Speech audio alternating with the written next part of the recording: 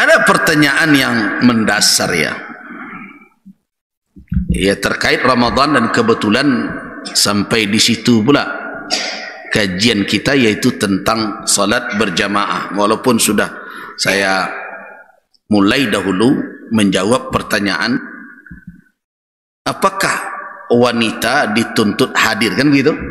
Terakhir kita berjamaah di masjid. Itu pertanyaan yang mendasar. Nah, pertanyaan ini aktual sekarang, karena sekarang ini ada beberapa pengurus masjid yang ya meminta pandangan. Buya, musaji kami tidak sarami dulu lah itu. Baku itu ibu-ibu lah anggan ke musaji, karena ada fatwa wanita tidak perlu ke musaji, solat di rumah afdal untuk mereka, apalagi kau solat sunnah. Nah, bagaimana sebenarnya? Bagaimana hukum kehadiran wanita di rumah Allah? Nah, tentu kita juga akan menjawab kehadiran wanita di dalam qiyam Ramadan, tarawih. Apakah memang benar sikap yang tepat itu wak di rumah salah? Tak usah ke masjid lain, rumah afdal. Nah, walaupun nanti tidak ke masjid itu, sore-sore ke pasar tarawih. Ya, kadang-kadang kita mengambil hukum itu tidak konsisten pula.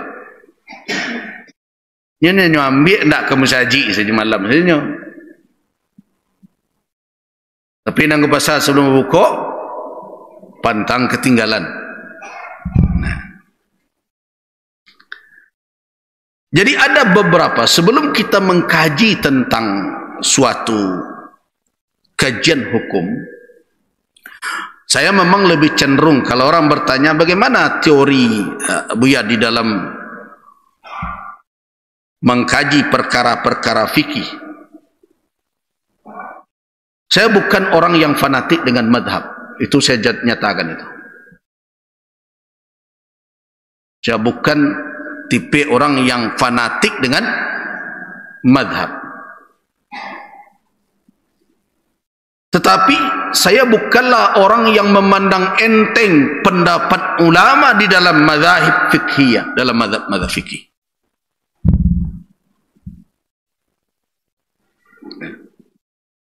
Jadi terus bagaimana?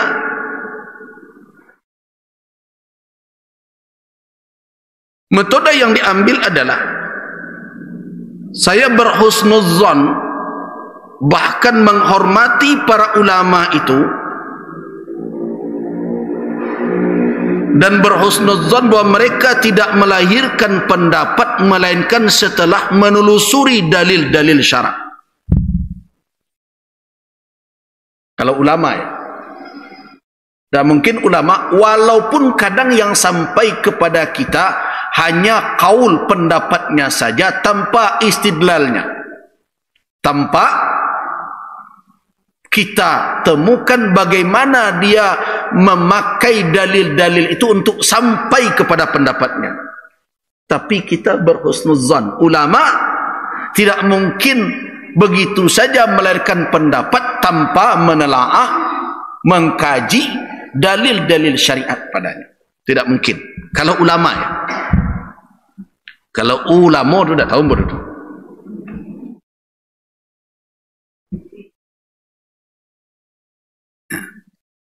Kalau ulama, selagi ada rasa takutnya dan dia sadar bahwa ketika dia meletakkan suatu hukum, fatwa kepada orang, dia sedang menerapkan hukum Allah Subhanahu wa ta'ala.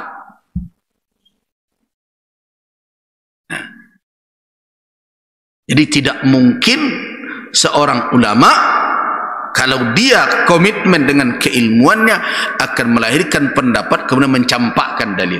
Apapun madhab fikihnya.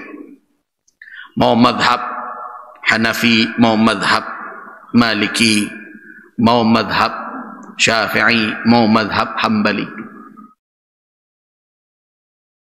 Mereka melahirkan pendapat dalam yang terhimpun nanti dalam kitab-kitab madhab itu setelah mereka mengkaji dalil-dalil syarak.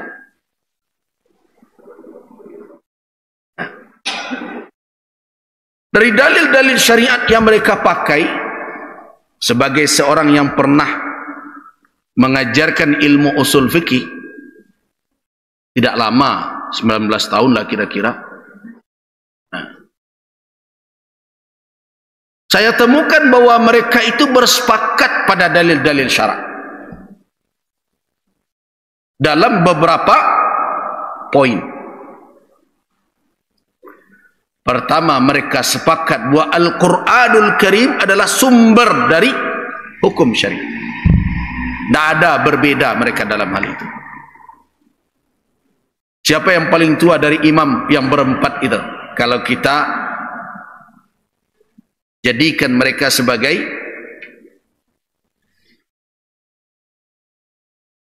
patokan, Imam Abu Hanifah tentu tidak akan mengingkari Al-Quran sebagai masdar, sebagai sumber dan dalil hukum. Imam Malik,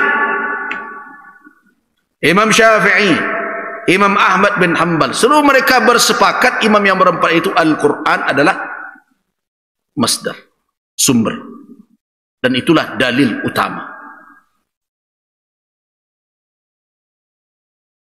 Dan mereka bersepakat buat dalil-dalil yang kemudian tidak boleh bertentangan dengan Al-Quran itu. Tidak ada perbedaan itu.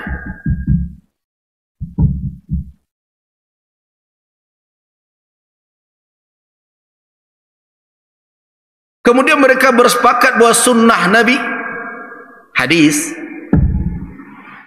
sunnah Nabi sallallahu alaihi wasallam adalah masdar berikutnya. Karena itu kedua ini disebut masdaran asasiyah, dua sumber mendasar dari syariat Islam. Kepada keduanya lah dirujukkan fatwa, hukum. Itu tidak ada ikhtilaf dalam hal ini.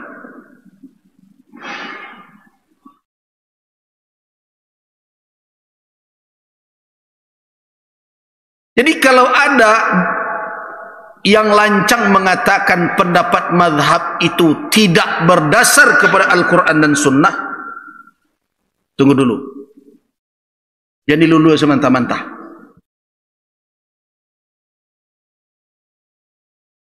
Nah, jangan ditelan saja mentah-mentah.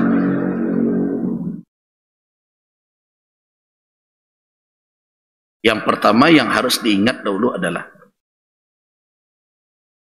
kalau dikatakan tidak berdasar kepada Al-Quran dan Sunnah secara prinsipnya tidak mungkin.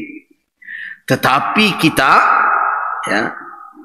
harus memahami bahwa setelah Rasulullah, setelah Rasul, selain Nabi dan Rasul, tidak ada yang maksum.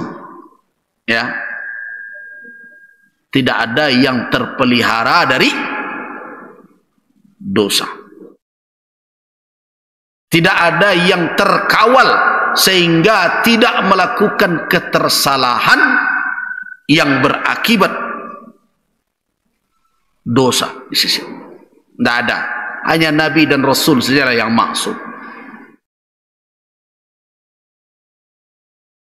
Jadi ketika ulama melahirkan pendapat ijtihad, apapun pandangan mereka, kalau mereka merujuk kepada sumber itu dan tidak lalai di dalam mempergunakan dalil-dalil,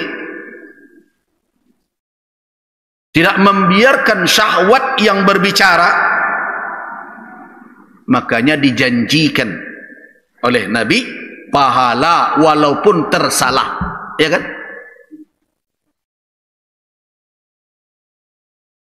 Walaupun tersalah. Idza jtahadal hakim, seorang hakim apabila berijtihad Dia pergunakan ijtihad itu dan merujukkan masalah yang ditemui kepada dalil syarak. Al-Quran, sunnah, ijma', qiyas. Ijtihad dia. Fa'asaba,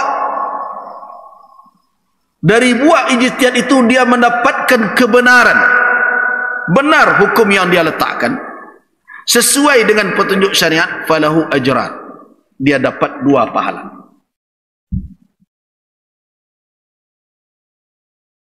Kelanjutannya ada fa idza hakama al-hakim fajtahada fa akhta. Seorang hakim kalau dia meletakkan hukum, berijtihad, dia tidak lalai, dia bukan hawa nafsu yang dia perturutkan, namun dia tidak muwaffaq,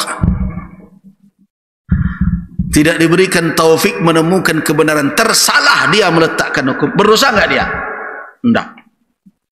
Falahu ajrun wahid, orang itu dapat 1 pahala.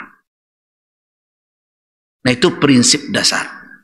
Tetapi tentu kita tidak bisa menempatkan pendapat-pendapat ulama itu pada posisi apa?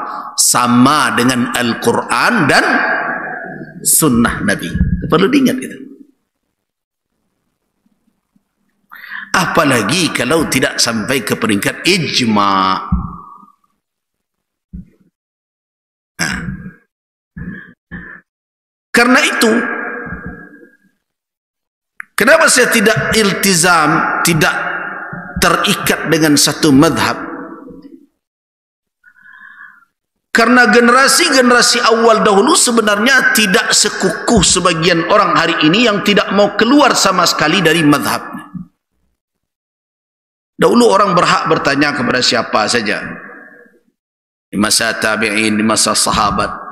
Lihatlah, banyak kasus. Orang bertanya ke Abu Musa, setelah itu bertanya ke Ibnu Mas'ud. Orang bertanya ke Ali, kemudian bertanya ke Muaz, bertanya ke Muaz, bertanya ke Ali. Ya kan? Bahkan ada bertanya kepada Abu Bakar, kemudian tanya lagi kepada Umar. Tidak ada orang dahulu, guru saya cuma Umar sajalah, karena itu mazhab saya mazhab Umari. Selain Umar tidak boleh ditanya. Tidak ada begitu. Nah, setidaknya sebagai seorang pelajar, ada sedikit banyaknya ilmu alat yang telah dituntut, maka yang saya pakai selama ini sebagaimana dahulu yang diajarkan juga oleh guru-guru saya di Al-Azhar adalah muqaranatul madzahib. Antar madhab itu perbandingkan. Tapi ingat, memperbandingkannya dengan apa? Dengan mempergunakan ilmu alat untuk menelisik dalil-dalil yang mereka jadikan rujukan di dalam berfatwa atau memberikan pendapat. Jadi saya tidak termasuk yang mutaqayyid bimadhabin wahid. Ya, ambil ini. Itu bukan sebatas disebutkan. Ada pula yang kadang karena teori muqaranah seperti itu tidak bertemu oleh saya di Al-Azhar. Kalau sudah diperbandingkan antar satu pendapat dengan pendapat yang lain, maka akan keluar nanti pendapat ar-rajih yang kuat dari berbagai pendapat itu ini. Ada pula teori muqaranah sekarang yang saya heran. Disebut seluruh pendapat, tapi saya tidak akan keluar dari madhab saya. Itu tidak ada muqaranah gunanya. Nah, saya tidak termasuk yang seperti itu. Jadi ada yang bertanya, Pak, dia menyampaikan fatwa. Sebenarnya saya bukan ahli fatwa, saya takut berfatwa, tapi mau bagaimana lagi? Nah, sejauh keilmuan yang ada, mudah-mudahan kita terlindung. Jadi muqaranah yang dilakukan betul-betul mencoba menelusuri semampu kita, semaksimal mungkin, dalil ini, dalil ini, dalil ini. Ujungnya apa? Berpijak atau berpegang kepada ar-rajih yang kuat dari sekian pendapat, dengan dalil-dalilnya. Jadi saya tidak termasuk ada disebutkan menurut mazhab Maliki ini, menurut mazhab Hanafi ini, menurut mazhab Hambali ini, bahkan menurut mazhab Zahiri ini, Ibnu Hazm berkata demikian, bahkan sampai kepada ada kalangan tabi'in berpendapat seperti itu. Terus Ustaz pakai ambo nak keluar dari mazhab ambo doh. Itu tidak ada guna muqaranah. So, muqaranah itu ujungnya kalau sudah diperbandingkan, dikaji dalil demi dalil, maka akan bertemu apa? Mana yang terkuat. Tidak mungkin kalau muqaranah itu berujung ini dalilnya ini dalilnya ini dalilnya ini. Terus nampak apa awak? Ambo menurut guru ambo je. Itu tidak muqaranah. Jadi yang saya dapat dulu di Al-Azhar sampai sekarang masih ada buku kuliah saya bawa pulang. Ujung dari muqaranah itu adalah ar-rajih minal aqwal bi'adillati, yang kuat dari pendapat yang ada dengan dalilnya. Itulah metode yang selama ini ada yang bertanya, kadang-kadang ada pula yang mau meneliti. Saya tidak sempat kadang menemani orang penelitian. Ada, Buya, kami mau meneliti kecenderungan Agus Rizal di dalam fikih. Ya sudah, sebenarnya kalau mereka dengarkan ceramah ini sudah bisa mereka buat sebagai catatan, anggap saja dialog, kita bolehkan gitu, ambillah begitu metode. Nah karena itu kalau kita akan memuqaranahkan, apa langkah pertama yang harus kita lakukan dahulu? Lihat masalah itu, apakah masalah tersebut adalah minal umur, di antara perkara yang sepakat ulama atau ikhtilaf ulama padanya. Itu perlu dahulu. Kau masalah yang disepakati ulama atau ikut berbeda mereka dalam perkara ini. Kalau disepakati oleh ulama, tidak panjang kajinya. Jangan mengambil jalan menyelisihi apa yang telah ijma ulama di atasnya. Jangan. Jadi karajo seorang pelajar fikih, ya, awak sabuilah awak beraja belum, sebelum kita sampai kepada inilah yang terkuat, inilah yang diamalkan, karajo dulu, preso dulu persoalan itu ada ndak ijma ulama atasnya atau tidak. Nah, kalau sudah bertemu, bahwa perkara itu tidak ada ikhtilaf padanya, setelah ditelusuri yakin kita bahwa ini kok tidak perkara ikhtilaf dah, perkaronan sepakai ulama padanya.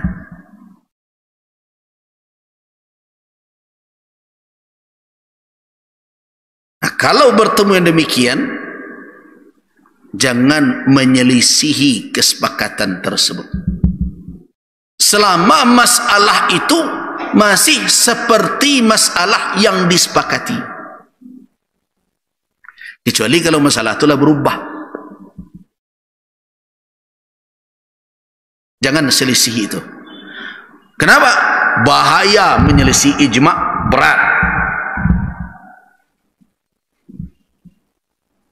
Bahaya menyelisih ijma itu berat. Diancam oleh Allah Subhanahu wa taala. Di mana bertemu? Oh, tidak nyambung ya.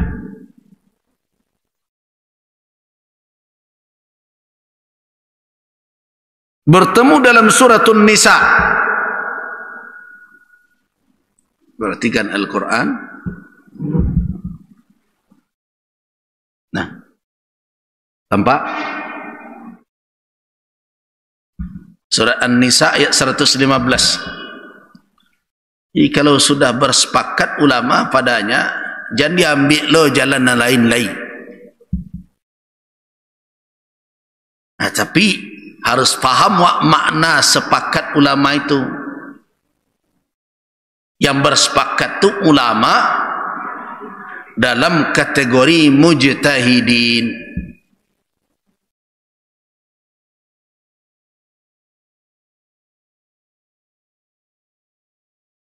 Kategori mujtahid, orang-orang yang alim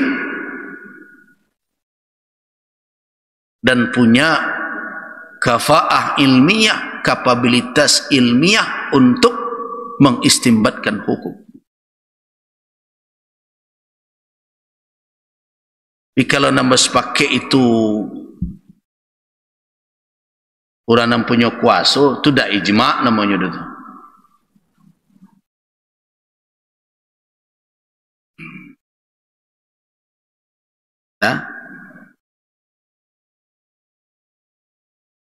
Jadi jangan sembarangan bedakan ijma' dengan ijtima'.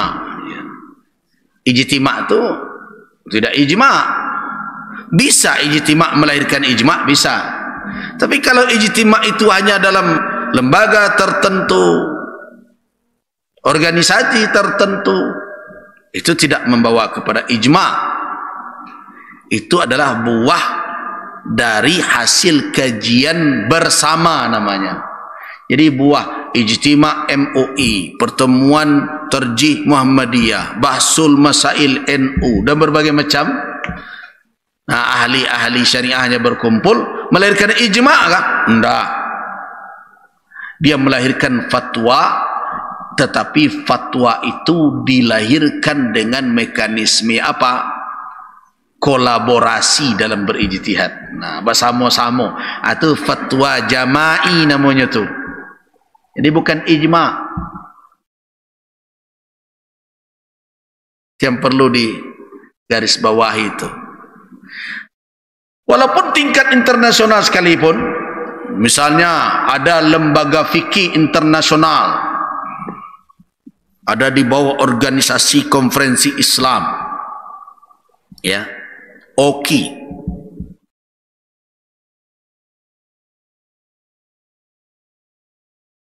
atau IOC, ada tuh lembaga fikihnya mengkaji persoalan-persoalan yang muncul tengah umat Islam. Mereka mengumpulkan ulama-ulama terkemuka di dunia, melakukan sidang dan rapat, membahasnya, menghadirkan tokoh-tokoh ulama. Tapi apakah buah dari itu semua adalah ijma'? Tidak, karena tidak seluruh ulama hadir. Dan belum tentu pula tidak hadir lebih kurang keilmuan daripada yang hadir.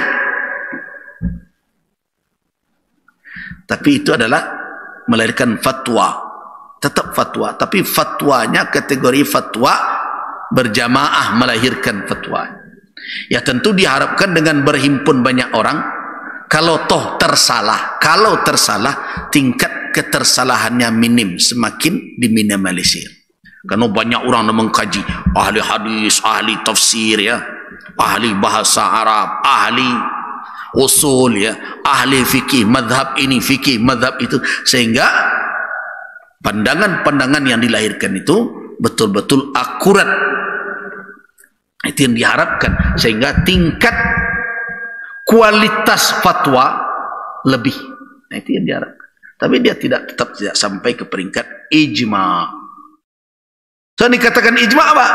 Ittifaqu jami'il mujtahidina,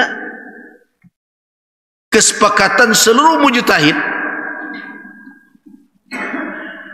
min ummati Muhammadin, dari kalangan umat Rasulullah Muhammad sallallahu alaihi wasallam, ba'da wafatihi, setelah wafatnya Rasul. Jadi ijma' tidak ada ketika Rasul hidup, setelah wafat Rasul. Nah, sepakat mereka seluruh mujtahid dari umat Islam setelah wafat Rasulullah fi asrin minal usur, dalam satu generasi, ala hukmin syar'iyyin, atas suatu hukum syarak, fi waqi'atin, dalam peristiwa tertentu. Itu ijma'. Nah, kalau setelah ditelusuri ijma' itu ada, jangan keluar dari itu. Salat berjamaah, sepakat ulama disyariatkan. Itu sepakat itu. Pakar hukumnya bekolah.